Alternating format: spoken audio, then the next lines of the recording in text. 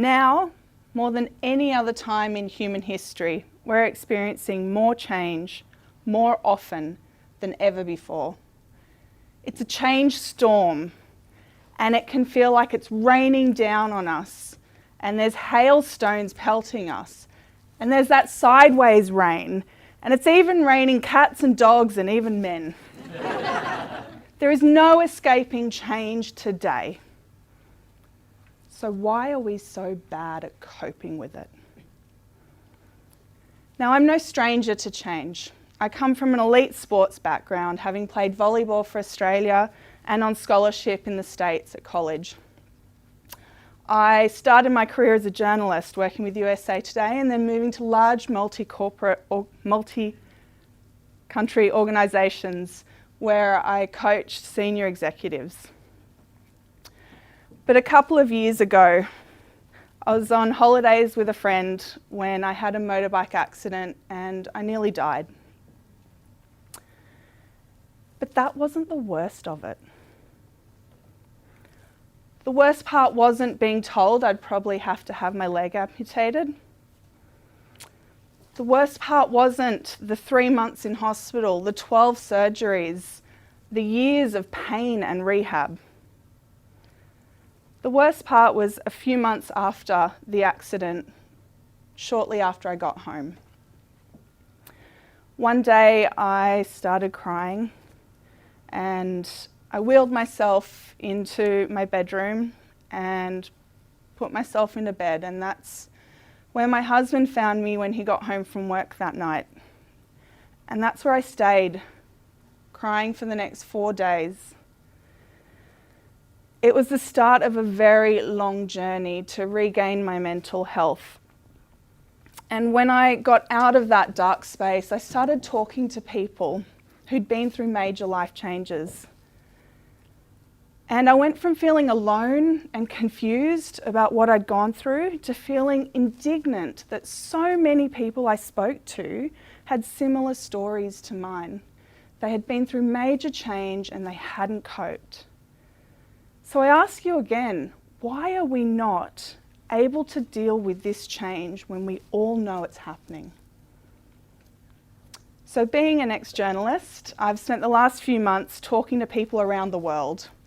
I've spoken to Olympic athletes and their coaches, to former and current military personnel, to people who've been made redundant and people who've retired. I've spoken to people who've been given heartbreaking diagnoses and who've experienced trauma. And the great news is, there are 3 foundations that people who cope with change well have.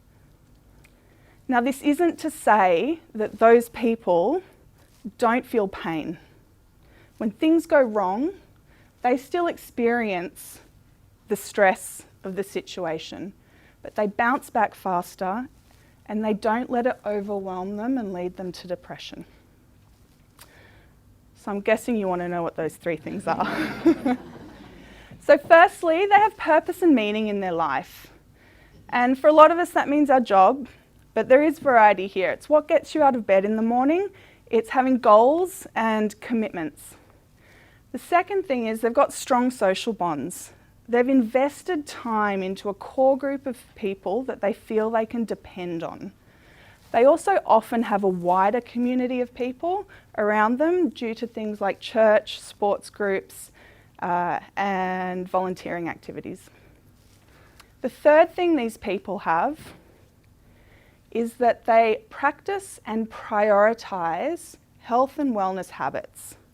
Now, the habits themselves can vary between things like yoga, practicing gratitude and mindfulness, to your hardcore gym junkies, or simply eating healthily and drinking water.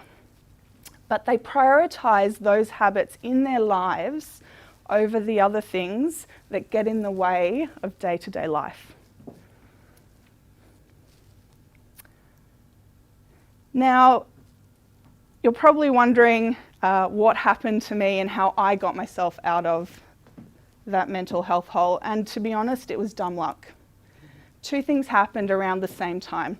Being an athlete, I was getting bored with my rehab. It was going a bit too slowly. And one day I rolled into my physio and I said, I've just booked my flights to Machu Picchu. We've got a year to get me there. And last October, I did hike Machu Picchu.